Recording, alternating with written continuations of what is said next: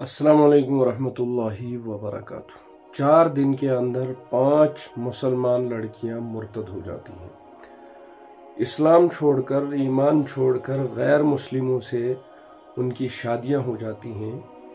कहाँ गए वो मुसलमान जो कुरान मुबारक के अहकामात के सामने सरे खम तस्लीम किया करते थे, जिनके सामने अगर रसूल पाक सल्लल्लाहु अलैहि वसल्लम का नाम मुबारक लिया जाता था तो उनकी आंखें आंसुओं से भर जाती थीं।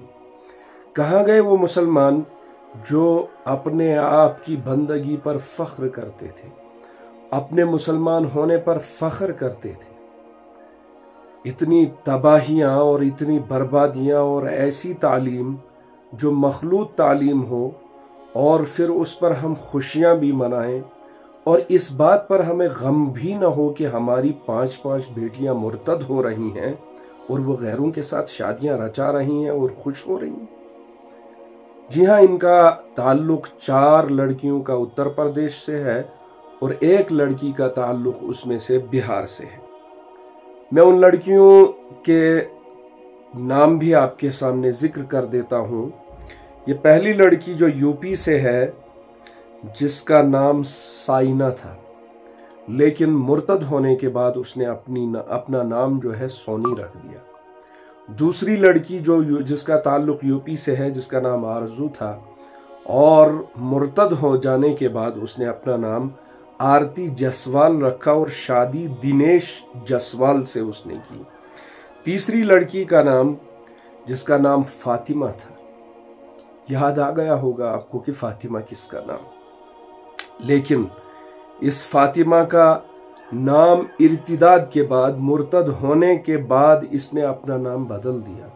जर्रा भी इसके पैरों तले की जमीन लर्जी नहीं उस वक्त कि मैं फातिमतुज ज़हरा रज़ी अल्लाहु अन्हा को कल क़यामत के दिन क्या जवाब दूंगी। इस फातिमा ने अपना नाम ज्योति यादव रखा और इसने अपनी शादी जो है दूसरे एक गैर मुस्लिम से कर दी, ईमान को छोड़कर। तीसरी लड़की जिसका ताल्लुक बिहार से है, 5वीं लड़की,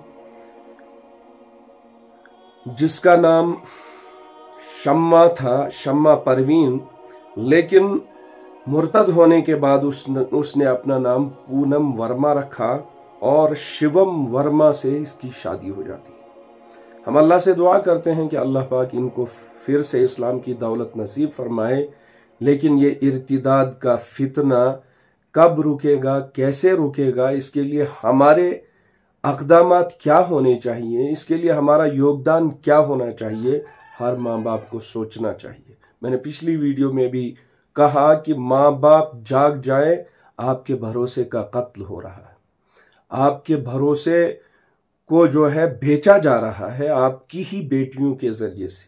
इसलिए होशियार होने की बहुत ज़्यादा ज़रूरत है।